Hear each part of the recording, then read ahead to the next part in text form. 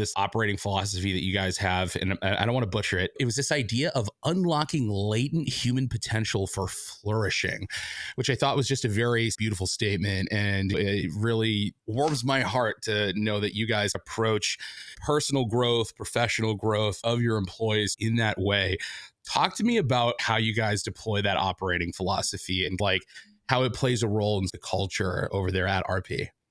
So yeah, that's actually the purpose statement of RP. And so yes, it is really romantic, but I think it's really what we desire. And so Yeah. yeah, unlocking latent potential for human flourishing, a latent, just a double click on that word, latent by definition is unknown. And so what we want to do as a organization is come alongside our people, partner with our people so they experience what they don't see in themselves. And if we do that, then that's success for us as a business. And that could be career mobility, or that could just be belief in themselves. And there's a lot of ways that we could define that. But for us, that is when I see that happening, that means to me, that's my why. And when I see that, I get very excited. Yeah. So Rob, yeah, using Rob as an example, Where did he come from? Give us the lowdown on Rob. I didn't know Rob until Matt said, "Hey, I have this guy that you should talk to serve as an intern in your marketing department." And so Rob had been working in a fire department, and then he had been doing some like door to door sales for telecommunications.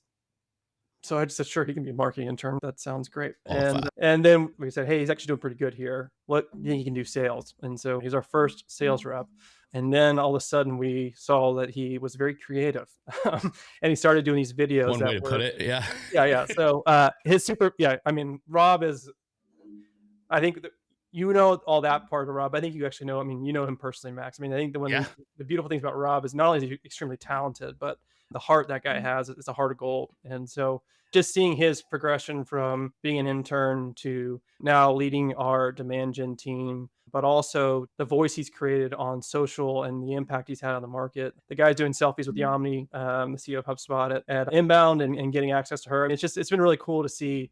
That gets back to the belief, that latent Yeah. concept. Rob, while he's always self-effacing, I think he's starting to believe in himself and understand what others see in him and how talented he really is. But it's not just a Rob story. There are countless other stories I could get into of seeing that. So that's the heartbeat of RP. It gets back to that excellence Yeah. in care concept. There's a lot of ways that gets manifested inside of the business, but that's what we want for our people. It doesn't mean we're perfect. We fail a lot, but that's what we strive for. If you could say one thing to a partner listening to this and they come across that philosophy of the unlocking latent human potential and they go, man, we are not doing that.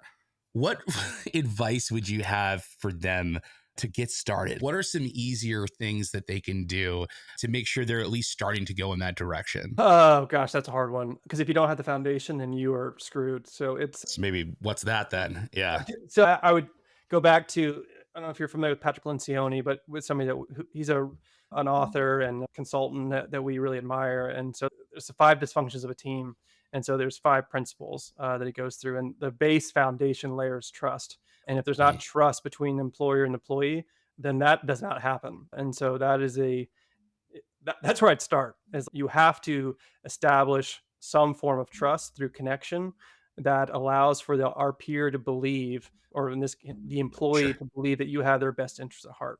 Because if they view it just as, hey, you're cold, callous, and all you really care about is the bottom line, then why would I trust you with this? So, for example, we do feedback as a gift. That's one of our Slack channels, and it's all designed with that purpose statement. So, feedback as a gift is designed to say, well, the framework is start, stop, continue, and it's designed to say, hey, here's what I'm seeing, and I want to share that with you with the desire to call you up, not call you out. So call up is very Yeah.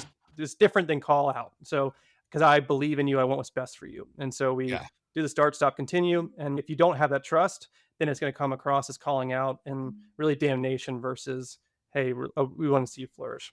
Yeah, I think you mentioning feedback, it's such an important part of it. And I think oftentimes people are only focusing like a little bit too much on the negative specific feedback or what the shroud is constructive feedback oftentimes and never really realizing that like constructive feedback can also be positive things that you observed, right? In certain situations that you want to, again, you said call people up instead of call them out. And I think that's one of the things that like we don't use feedback as a tool enough to say, hey, I saw that great thing that you did. If you continue to do that or did it in an even greater way, there's a lot of potential there that you could unlock in different scenarios. So yeah, I love that you guys are building a good culture of feedback, because that's where all the communication breaks down and growth completely stops, when like you haven't built a true culture of trust and feedback in your organization. And a lot of people just aren't good at giving or receiving, for that matter, any sort of feedback. So Well, yeah, I think to me, it's a simple question. Do you believe in me? Yes or no? And that's where the feedback is like, if I believe in you and I want what's best for you, and there's that trust understanding that exists, then you can engage in feedback in a really constructive way. yeah. No, it's major, man. The feedback is everything because we are not in ourselves. We are a product of everything around us. And that product, which is us, we should look at the instructions. How are we built? How are we put together? How are we conformed? So I think that's man, you nailed it.